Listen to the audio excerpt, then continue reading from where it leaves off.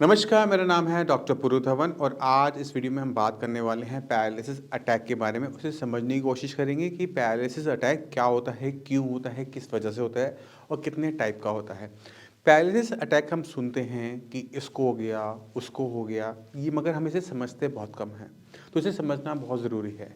Paralysis शब्द का मतलब होता है कि आपके शरीर के किसी हिस्से का काम करना बंद हो जाना, यानी उसे लकवा मार जाना। अभी लकवा किस तरह से हमें पड़ सकता है? एक कारण है ब्रेन, क्योंकि ब्रेन हमारे हर बॉडी के ऑर्गन को कंट्रोल करता है। तो अगर हमारा ब्रेन को कोई नुकसान होता है तो भी हमें पैरालिसिस होता है।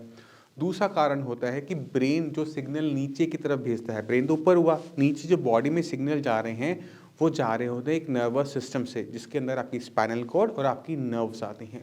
तो अगर किसी भी वजह से इन नर्व्स को नुकसान हो जाए, किसी एक्सीडेंट की वजह से हो जाए, आपकी रीढ़ की हड्डी पे चोट लग जाए या फिर आपकी बाजू में कहीं पे चोट लग जाए और आपकी नर्व कट जाए या डैमेज हो जाए, तो भी उसको हम पैरालिसिस कहते हैं। तो ये पैरालिसिस के दो तरीके से किस तरह से होता है वो मैंने आपको समझा दिया। अब सबसे ज़्यादा केसेस हमें देखने को मिलते हैं ब्रेन की वजह से, कि ब्रेन में कोई नुकसान हुआ जिसकी वजह से हाथ पैर काम करना बंद कर दिया। अब ब्रेन में जो नुकसान होता है वो दो टाइप से हो सकता है। या जो ब्रेन के अंदर जो ब्लड सप्लाई है, जो खाना लेके जा रही है, जो ऑक्सीजन लेके जा रही है, उसमें कोई क्लॉट आके फंस जाए, तो क्या होगा कि ब्रेन के अंदर जो ब्लड है वो आगे नहीं जा पाएगा। जब वो आगे नहीं जा पा रहा तो ऑक्सीजन नहीं जा रही, खाना नहीं जा पा रहा, तो ब्रेन के सेल्स होते हैं वो एनर्जी हंग्री होते हैं, यानी उनको बहुत ज़्यादा एनर्जी चाहिए होती है। हम जो खाना खाते हैं, जो एनर्जी बनती है, तो 70% हमारा ब्रेन कंज्यूम कर जाता है, यानी इतना वो भूखा होता है खाने को लेकर। अब उसे ऑक्सीजन नहीं मिली, ब्लड नहीं पहुंच पाया, खाना नहीं पहुंच पाया, तो क्या हुआ कि ब्रेन के सेल खत्म। 4 घंटे होते हैं उनके पास, 4 घंटे बीतते ही वो ब्रेन के सेल जो होते हैं वो परमानेंटली डैमेज हो जाते हैं। अगर ये क्लॉट पूरा था तो एकदम सडन हो जाएगा। अगर वो क्लॉट वहाँ पर बन रहा है और धीरे धीरे बड़ा हो रहा है तो हमें उसके सिम्टम भी धीरे धीरे देखने को मिलते हैं। यानी अगर क्लॉट बड़ा हो रहा है तो पहले आपको अपने हाथ पैर में वीकनेस महसूस होगी कि हाथ पैर चल तो रहे हैं बट बहुत ज़्यादा ताकत लग रही है। तो ये साइन होता है जहाँ पर हमें पहचानना होता है कि यहाँ पर हमें मेडिसिन की या ट्रीटमेंट लेने की बहुत ज़्यादा ज़रूरत है। तो इस क्लॉट को अगर ये पूरा बन जाता है, पूरी ब्लॉकेज कर देता है, तो हमें क्या देखते हैं कि ब्लड एकदम रुक गया, बिल्कुल नहीं जा पा रहा, तो एकदम सडन सिम्टम देखने को मिलते हैं कि आप सो रहे थे, उठे और देखा कि हाथ पैर चल नहीं रहे, या आप कुछ कर रहे थे, आप कहीं जा रहे थे, सडनली आप गिर जाते हैं और आप देखते हैं कि आपकी तो बॉडी के एक तरफ के हिस्से को बिल्कुल भी ताकत नहीं रही। और ये क्लॉट के साथ बहुत कम देखने को मिलता है। ये ज़्यादातर देखने को मिलता है जब आपके ब्रेन के अंदर कोई जो सप्लाई है वो फट जाती है। यानी अगर आपका ब्लड प्रेशर बढ़ता है तो आपने देखा होगा कि बच्चों के नाक से खून आ जाता है, या फिर ऐसे कुछ लोग होते हैं जब प्रेशर बढ़ता है तो कान से, नाक से खून निकल आता है।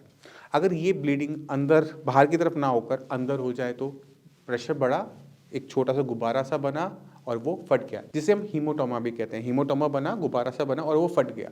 अब ये जो ब्लीडिंग हुई उसकी वजह से क्या हुआ कि ब्लड जो जहाँ जाना था वहाँ नहीं जा पाया, और ये जो ब्लड है वो ब्रेन के अंदर टिश्यू में फैल गया। अब ये अंदर जब फैल गया तो इसने क्या किया कि ब्रेन के अंदर जो सेल्स हैं, न्यूरॉन सेल्स हैं, उनको डैमेज कर दिया। ब्लड भी नहीं पहुंच पाया तो ऑक्सीजन नहीं पहुंच पाई, खाना नहीं पहुंच पाया, तो ब्रेन का एक हिस्सा डैमेज में चला गया। और ये अक्सर सडन होता है, क्योंकि जब तक वो फटेगा नहीं तब तक ये सिम्टम होगा नहीं।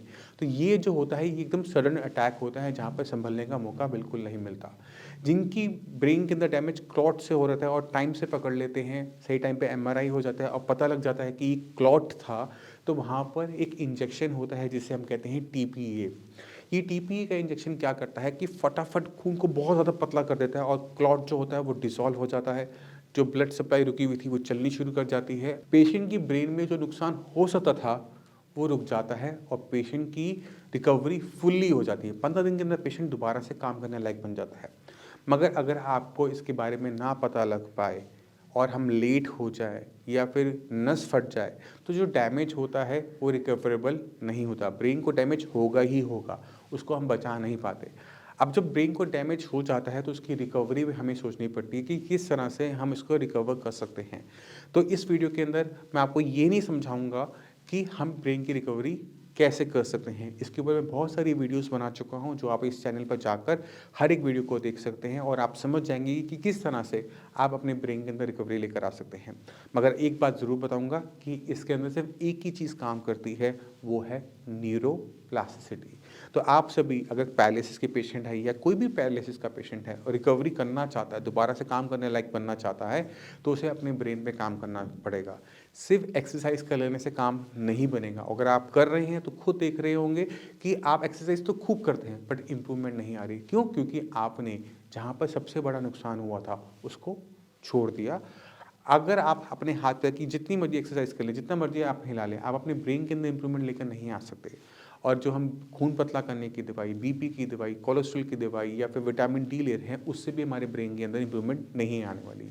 ब्रेन की इंप्रूवमेंट के लिए आपको ब्रेन की तरह सोचना पड़ेगा और ब्रेन पे ही काम करना पड़ेगा, तब जाकर आपको अपने अंदर बदलाव नजर आएंगे। और मैं हमेशा हर वीडियो में कहता हूँ कि ब्रेन के अंदर इंप्रूवमेंट लेकर आनी है तो 3 चीज़ों पर गांठ बांध लो। पहली चीज़, खाना। क्या खा रहे हो? क्या खाना आपके ब्रेन के लिए खा रहे हो या अपनी बॉडी के लिए खा रहे हो, या फिर आप अपने कोलेस्ट्रॉल कम करने के लिए खा रहे हो?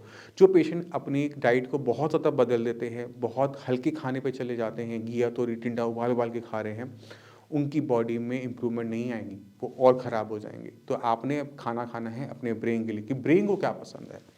दूसरी चीज़, एक्सरसाइज। आप क्या एक्सरसाइज कर रहे हो वो बहुत मायने रखती है, क्योंकि ब्रेन के साथ क्या है कि आप जो चीज़ बार बार बार बार बार बार करोगे, ब्रेन उसमें अच्छा होता है। आप अच्छे नहीं होते, आपका ब्रेन अच्छा होता है। तो आप ब्रेन को किस तरह से ट्रेन कर रहे हो वो बहुत इंपॉर्टेंट है। आप फिजियोथेरेपी कर रहे हो या फिर ऑक्यूपेशनल थेरेपी कर रहे हो, बहुत इंपॉर्टेंट है। और तीसरी चीज़ है न्यूरोप्लास्टिसिटी, कि किस तरह से आप न्यूरोप्लास्टिसिटी को दोबारा से स्टार्ट करते हो कि ब्रेन के अंदर जो नुकसान है उसकी भरपाई हो सके। अगर इन तीनों चीज़ों को आप साथ में मिला दोगे, आपके अंदर पहले ही महीने के अंदर चेंजेस नज़र आने शुरू हो जाएंगे और वो एक पैरालिसिस पेशेंट के लिए बहुत ज़्यादा ज़रूरी होता है दोबारा से काम करने लायक बनने के लिए।